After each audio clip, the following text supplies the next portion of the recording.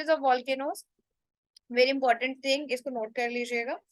Stages of volcanoes, like scientists have characterized the volcanoes into the three main categories: active, dormant और extinct. Active मतलब जो अभी भी active हैं, जिनमें से अभी भी वॉल्केनिक इरप्शंस हो सकते हैं. डॉर्मेंट, जिनकी एक्टिविटी काफी ईयर्स, मतलब बहुत सारे मेनी ईयर्स से वो डॉर्मेंट है, मतलब उनकी एक्टिविटी नहीं शो हुई है और उसमें अभी पॉसिबल भी नहीं है कि वो फ्यूचर में शो हो. फिर एक होते हैं एक्सटिंक्ट. एक्सटिंक्ट मतलब जो खत्म हो गए हैं, जो कि अब कभी भी नहीं इरप्ट होंगे. ठीक है. Inactive volcano is one which has recently erupted and there is a possibility that it may erupt soon. ठीक है. समझ रहे हो? एक्टिव मतलब जो एक्टिव है, जो कि कभी भी इरप्ट हो सकता है. A dormant volcano is one which has not erupted in a long time, but there is a possibility it can erupt in a future. ठीक है. डॉर्मेंट काफी टाइम से नहीं हुआ है इरप्ट, और वो बट हाँ कभी टाइम अगर फ्यूचर में होता है तो वो इरप्ट हो सकता है. बट एक्सटिंक्ट वोल्केनो, जैसे मैंने आपको पहले बोला, ये बहुत सालों से, थाउजेंड्स ऑफ ईयर से कभी मतलब इरप्ट नहीं हुआ है और इसके भी चांसेस भी नहीं है इरप्शंस के. ठीक है. अब आते हैं कंपोजिट कोन वोल्केनोस. हाँ जी ऋषभ बोलो. Are made up of alternating layers of lava and ash. ये है आपका. ठीक है.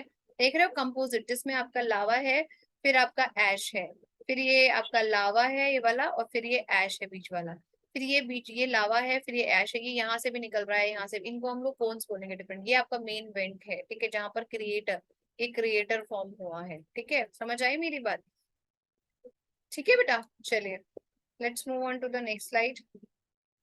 ठीक है. They are usually found at the destructive or the compressional boundaries. The eruption from these volcanoes may be pyroclastic flow rather than a lava flow. ठीक है. Pyroclastic flow क्या है? It is a mixture of hot steam, याद रखिएगा. ठीक है. Ash, rock और dust. ठीक है. Pyroclastic flow can roll down the sides of volcano at very high speeds and the temperature over 400 degrees Celsius. Composite cone volcanoes, which are also called as stratovolcanoes. याद रख लीजिएगा इनका other name क्या है. इतना कुछ नहीं पूछा जाता. ठीक है. मेन आपसे यही सब पूछा जाएगा. Are the cone-shaped volcanoes composed of layers of lava, ash, rock, debris. Composite cone volcanoes are grand sites and can grow to the height of 8,000 feet or more. Mount St. Helens and Mount Rainier. ठीक है. ये याद रखिएगा. Which are both found in Washington State, are impressive example of composite volcano. Mount Etna in Italy. ये पूछे जा सकते हैं आपसे कि इनकी लोकेशन कहाँ है. It's a composite volcano as well. ठीक है जी. आपको पीपीटी भेज दूंगी, आप लोग उसमें से इंपॉर्टेंट पॉइंट्स जो हैं वो नोट करते चले जाओ.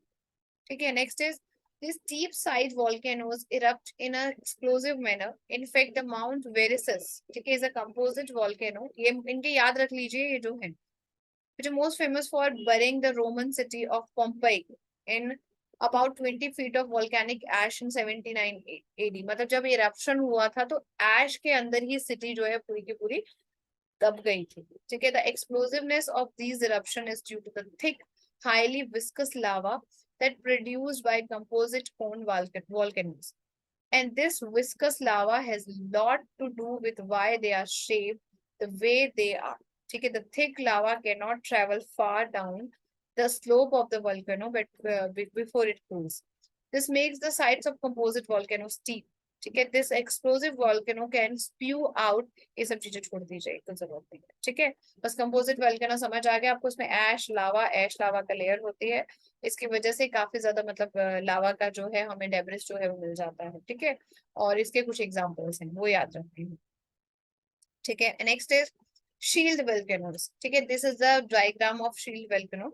Shield volcanoes are usually found at the constructive or tensional boundaries. They are low with gently slope. देख रहे हो आप लोग, ये स्टीप है ना. यहाँ पे ये आपका लावा इस तरीके से आएगा. ठीक है. और यहाँ पर कोई क्रेटर वगैरह वो नहीं हो रहा है इस तरीके से. ये जो साइड्स है, they are low with a gentle sloping side. They are formed by eruptions of thin and runny lava. ठीक है. इनका लावा ऐसा नहीं कि यहाँ से भी निकल रहा है, यहाँ से भी निकल रहा है. इनका सिर्फ एक ही थ्रू से आएगा और बहुत थिन उसमें आएगा, थिन रनी लावा जो है. Eruptions tend to be frequent but relatively gentle. इतना ज्यादा एक्सप्लोसिव नहीं होता है शील्ड वोल्केनो. ये नॉर्मल होता है, इतना ज्यादा लॉस नहीं होता जैसे आपका कंपोजिट वॉल्केनो में बहुत ज्यादा लॉस हो जाता है। ठीक है। Eruption tend to be frequent but relatively gentle, बहुत ज्यादा होंगे पर रिलेटिवली जेंटल होते हैं। Shield volcanoes are broad domed shape, ये डूम्ड शेप है। ठीक है। Volcano with long gently slope side, if you were fly over the top of the shield volcano, it would be resemble to a warrior shield. Hence, the name of these volcano can cover the large area but never go into the very top. ठीक है। Main आपसे यही सब पूछा जाएगा और कुछ नहीं। The reason these volcano tend to flatten out due to the composition, ठीक है, of the lava that flows from them, which is very fluid. This is more fluid lava spreads out in all direction but cannot pile up in the steep mountains. एक बार इसको पढ़िए बेटा, ठीक है, एक second.